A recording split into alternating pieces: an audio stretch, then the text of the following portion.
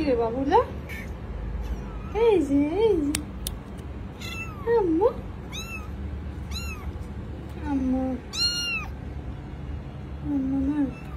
বাচ্চাগুলিকে একটা টাইলসের গোডাউনে পাওয়া গিয়েছে। তাদের সাথে তাদের মা ছিল না, তো 5 দিন ধরে তাদেরকে একটা বক্সে করে আমার অফিসের গ্যারেজে রাখা ছিল। গ্যারেজ লক করা থাকে, ঈদের ছুটিতে দারোয়ান বাড়ি যাবে, সুতরাং উপায়ন্ত না পেয়ে আমি ওদেরকে এক জায়গায় আপাতত নিয়ে এসেছি। কোথাও অ্যাডপশন দেওয়ার আগ পর্যন্ত ওরা এখানেই থাকবে।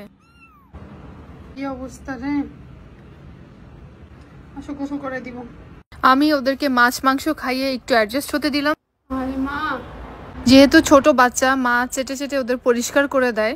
এখনো নিজেদের শরীর একা পরিষ্কার করার মতো বয়স ওদের হয়নি, তো আমি গোসল দেওয়ার আগে ওয়েট টিস্যু দিয়ে একটু পরিষ্কার করে নিলাম, যাতে গোসল করানোর সময় ময়লা পরিষ্কারের জন্য বেশি প্রেসার দিতে না হয়। তারপর একে একে 3 জনকে গরম পানি দিয়ে গোসল করিয়ে দিলাম। গোসল করছো বাবু, গোসল করছে।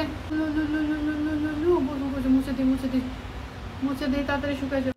খুব চট করে মাথা বাদে বাকি শরীর ভিজিয়ে গোসল করিয়ে দিলাম এবং রোদে বসেই খুব দ্রুত গা মুছিয়ে দিলাম।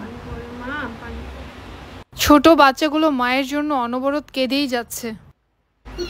চেহারা গোসল করছি।